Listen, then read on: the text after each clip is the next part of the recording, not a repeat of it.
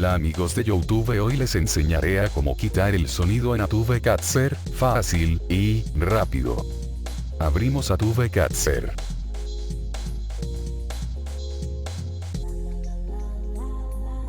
Disculpen, esta mierda está un poco lenta XD.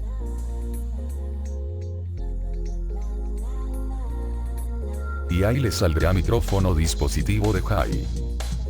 Desconectan esa mierda. Y empiezan a grabar sin sonido. Bueno, eso es todo, suscríbanse y le dan like, gracias.